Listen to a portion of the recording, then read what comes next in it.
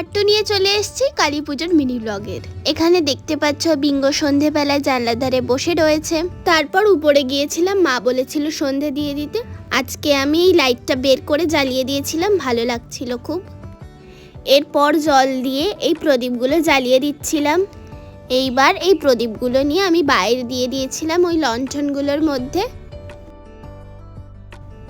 এরপর আমি সন্ধে দিচ্ছিলাম, তারপরে দেখি দিদি বাড়ি এসছে। দিদি বেরিয়েছিল কিছু গোলাপ ফুল আর গাঁদা ফুল আনার জন্যে। ঠাকুর ঘরে এই পাত্রটার মধ্যেই ফুল দিয়ে আর ক্যান্ডেল দিয়ে কিছু ডেকোরেশন করেছিলাম।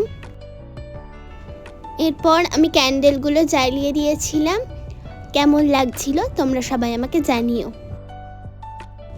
কিন্তু ডেকোরেশন করার পরেও কিছু পাপড়ি বেঁচে গিয়েছিল, সেইগুলোই দিয়ে আমি আবার একটু ডেকোরেশন করে দিয়েছিলাম।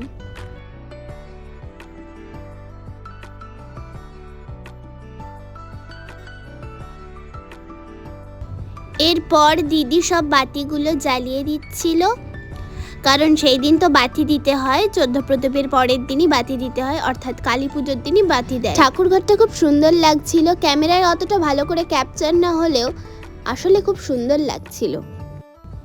এরপর দিদি ছাদে যে বাতিগুলো লাগিয়ে এসেছিল সেইগুলোই জ্বালিয়ে দিচ্ছিল। এরপর নিচে এসেছিলাম, নিচে বাতিগুলো লাগাচ্ছিলাম।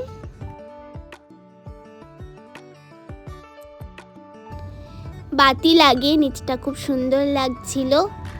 আর কালী পুজো আমার দুর্গা পুজোর মতনই ভালো লাগে, যেমন বিভিন্ন ধরনের লাইটস, বাতি, প্রদীপ, 14 শাঁখ, বাজি ফাটানো, বিভিন্ন ধরনের যে রিচুয়ালসগুলো হয় সেইগুলো আমার খুব ভালো লাগে।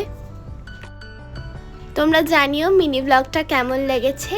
আবার একটা পার্ট নিয়ে আমি আসবো। তো থ্যাঙ্কস ফর ওয়াচিং।